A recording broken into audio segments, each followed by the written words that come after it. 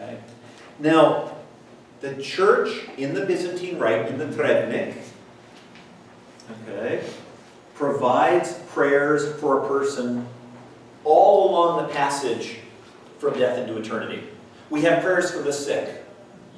We have prayers for the dying. We have prayers for the priest to say, or the people with someone, as they are dying. And according to that tradition, the first thing that would happen after someone has died is you would have the short panihida, called the first panihida. You would immediately pray for them. And to God, this person has just died, we're going to pray. Now, we know that they're going to be buried. We know that we're going to pray for them after burial. We know that we're going to pray on the 3rd, 6th, and 9th day. And in some places, the ideal was to have the funeral on the 3rd day. Why? Christ in the tomb. 3 days in the tomb and then resurrection. If you want a hopeful day, you want a symbol that we believe in the resurrection, we do the 3rd day. At the latest, we pray for them. And that immediately ran into problems, because unless you have embalming and unless you have refrigeration, you have to bury them sooner. Particularly in big cities. You had laws later on. And so you might have to bury them sooner than that. You'd still have the Divine Liturgy on the 3rd day. You would still want to hold a nighttime vigil for them, ending with the service. So there's some tension there. There have always been different ways to do the funeral services, even when they were written out in the book in Slavonic or in English. And we have to take that into account. And they're always going to be adapted. They're going to be adapted to who's present. Are there Christian faithful here? One of the things I'm going to be telling you later and repeating is, one of the things that we need to do is start getting our people back to church for funerals for our members.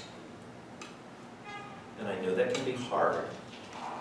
But for the priest to have to celebrate a funeral where nobody in the parish is a Byzantine Catholic is a little bit nuts. And it makes it very difficult and makes it hard to justify the services that we actually celebrate. But in addition, there was another factor. Starting very early in the church, there was a reluctance to receive the Eucharist. Because our bishops, God bless them, going back to John Chrysostom, to encourage the people, said, this is a big deal. You should fast a little. You should repent. You should pray. You should be prepared to meet Christ. And a lot of people said, how often do I have to go to communion again? Okay, once a year, that's enough? It wasn't what the saints were trying for, but it was a natural human reaction. And one consequence of that was that in our liturgical books, the only time that the Divine Liturgy was necessarily celebrated with a funeral was for a priest. Okay, because the priest better be ready to receive communion. For lay people, it might be done later. Sometimes that funeral would be done on the 2nd day and the Divine Liturgy on the 3rd. Sometimes one or the other was celebrated. Okay? But if the burial were going to be an all-night vigil, it could start on the day after death, ends in the morning. We have the burial service. Might or might not have a Divine Liturgy. It also got shorter because that 176 verses of Psalm 18 shrank within a couple hundred years. I'm not going to sing the whole thing. We're going to sing part of it. The canon lasted as long as people were regularly having matins in parishes. And once they stopped having matins in parishes, it became the custom to just sing that irmos, the very first bit of each ode. There's only one problem with that, and that's that the irmos is from the Old Testament. It doesn't have much Christian content, really. It's meant to connect with stuff later, which got let out. And what would end up happening was the priest would sing Or the cantor would sing the Irmos, and the priest would sing a response, and the cantor would sing a response, and the priest would sing Glory, and you're done. And then you go on to the next ode. And eventually, it just got really shortened. And the service isn't an all-night vigil anymore, it gets moved to the morning. And so now the funeral's in the morning, and I've got this evening before when nothing's going on. And it doesn't seem right not to pray for the person who's just died. Their family is still, distraught. You've got to have something in church. So what do you do in church? What service can we have? Let's have the memorial service. Let's do a parastas. And so by the 1500s, it became the thing to do was, you have the first panakida, you have the parastas in church, you have the funeral service. Makes sense. We've got a lot of prayer. So that gap fills in. Every place did it a little bit differently. And eventually people said, we just sang this canon the night before. Maybe we can skip it in the morning at the funeral service. Every place did things a little bit differently. And by the time this book came out, I was counting recently, I celebrated this services from this book, with at least 21 priests. Every single one has said, Jeff, this is wrong. And I said, well, tell me, Father. And every one of them gave me a different answer of the right way to do it. Because it's become a local tradition, and there is nothing wrong with a local tradition as long as you never leave your village. Because our prayer is traditional. And that's why I say you should have the Panakida memorized in whatever format. If we're going to pray, we need to know some things. We need to be able to sing some things by heart. We need to be able to go to church and not say, oh my gosh, how are we doing this today? You should be able to say, it's a funeral. And if we're going to have people moving around from one parish to another, we're going to have cantors moving, we're going to have priests handling several parishes, it helps to have a more common order than we have now. It doesn't mean it's going to be the same everywhere. It doesn't mean that priests do not have some options in how they're going to do things. From my point of view, as a teacher, I want cantors not to look terrified when they open the funeral book. Because the people have a harder time praying if they don't feel that the people leading it are confident in what they're doing. And my hope is that at the end of the day, you'll feel a little more confident about the parastas, and if and when we have new funeral books from the bishop, we're going to be doing a lot more of this. And we're going to be telling people, go back and watch this video for the first one for the history stuff. Now let's talk about actually singing it. So, we have these two services. And these probably look a lot like what you are used to, except that, well, there's some stuff we don't do anymore in here. And there's a whole lot of stuff in this book that is marked not used pastorally, or not for parochial use. Okay? And that means it was decided by somebody or somewhere, it's not really our custom. We usually drop that. And we take some of those. But it made things very confusing. And I will tell you, there are a lot of priests who said, oh, well, we definitely do that part here. So, a lot of good things. Our services have beautiful prayers. As services as celebrated today, with any abbreviations, any changes, whatever is done, is often a beautiful and meaningful service. It does take some education to understand, or at least it takes people listening. Honestly, there are some places in our services where if you listen to the text and you don't know some things about the way our church looks at death and Jesus and God, it can be kind of confusing. And we definitely need to do more education than we have done. But most of these services should be clear to anyone who comes in off the street, and they listen, and they should, by the time the last note ends, they should have a clearer idea about what we as Christians believe about life, death, judgment, heaven, hell, resurrection, the paschal mystery, baptism.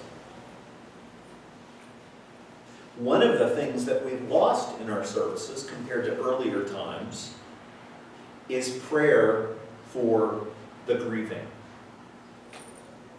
As I said, they're in our very oldest book with manuscript of funeral prayers, the Barberini Codex. It has prayers for the grieving.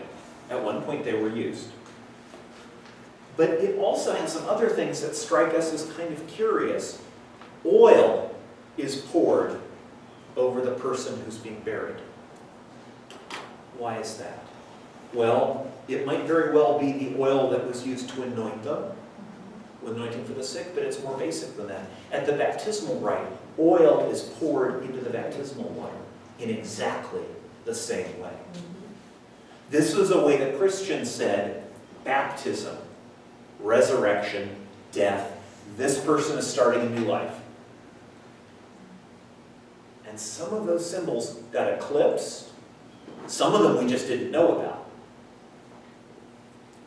So one reason to take a serious look at our funeral services, not to change them, but to celebrate them better, is to realize the symbols behind them so that other people can learn them from us. Now in 1970, Father Athanasius Pekar, how many here knew Father Pekar? A number. Father Pekar did a series of articles for the Byzantine Catholic world in which he explained the funeral service. And we're actually looking at reprinting these because a few of his historical facts we now know were a little more different than what he had access to. That's like anything. But the bulk of it is true and correct and valid for today. But one of the things that he said was, there are some problems with our services. Well, first, we kind of lost track of what the burial service looks like.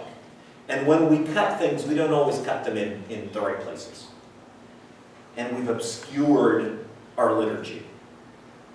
In the same way that if you celebrated, if you went to a new parish and they took 5 parts out of the Divine Liturgy and kind of did it randomly, it would be weird. It would be disconcerting to you, and they might leave out something that really ought to be there. Even in the quickest possible way that in an emergency you'd celebrate the Divine Liturgy. But he also said, we need to start keeping vigil with the dead. We've lost the sense of a community gathered around our dead at the time they died. We're good when it comes to going to the cemetery afterwards, like on Memorial Day, but when someone's died, the community needs to be there. He said at that point, and remember, this is a few years before this book came out, he said, we stopped singing any of the canons except those Irmosi. And it would be much better if we sang of those 8 odes, we sang like 2 or 3 of them, but sang them all the way through, including the Christian parts. So that would be a good improvement.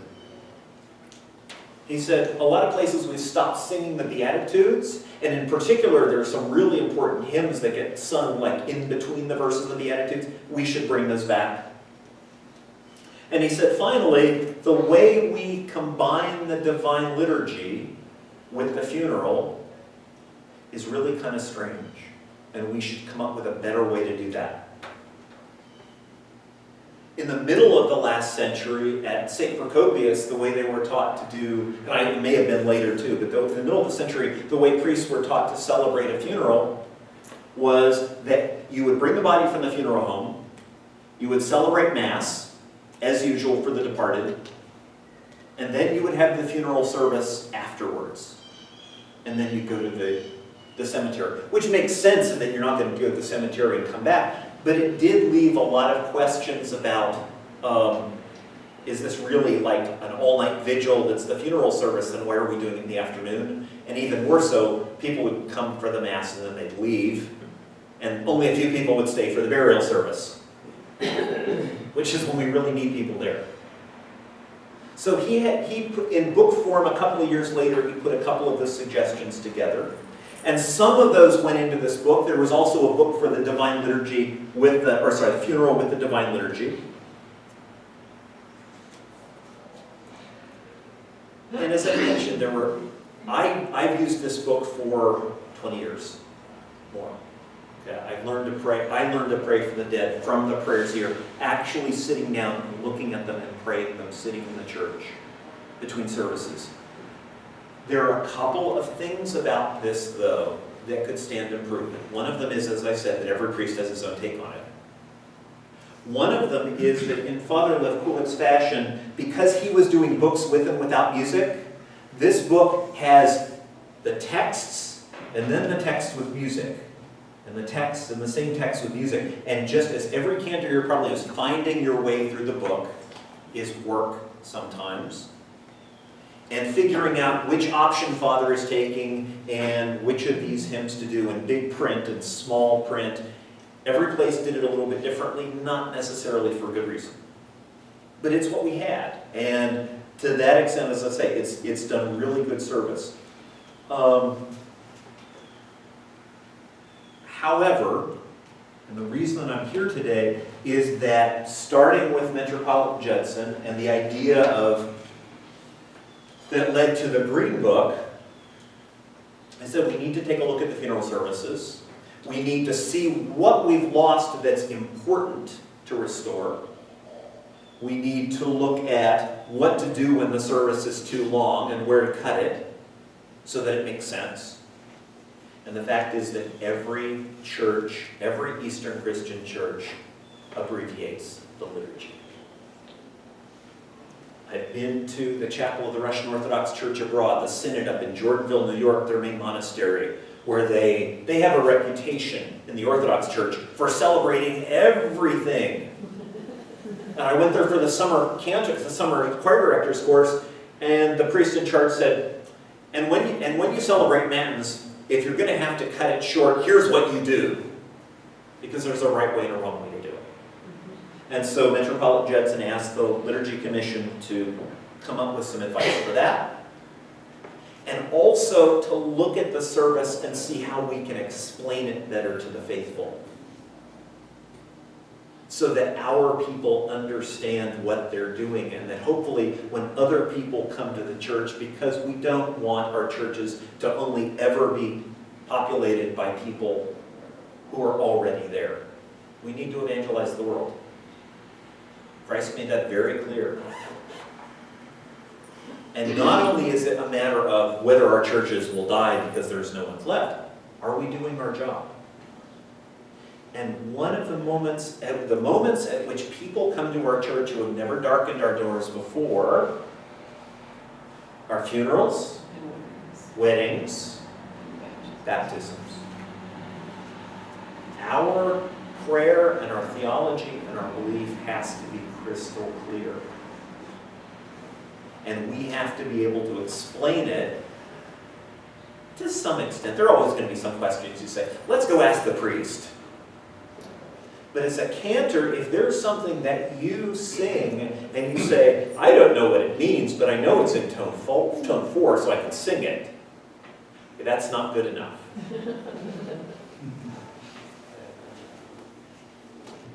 In the same way that, for example, a policeman enforcing a law who has no idea why that law is there needs to find out what's going on for a couple of reasons. One of them, to do what we would call pastoral care.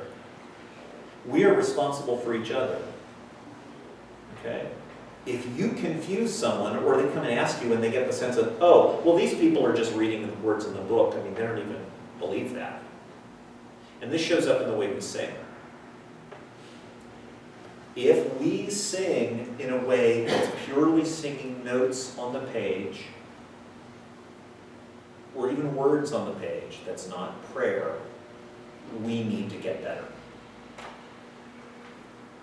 Okay? Any questions?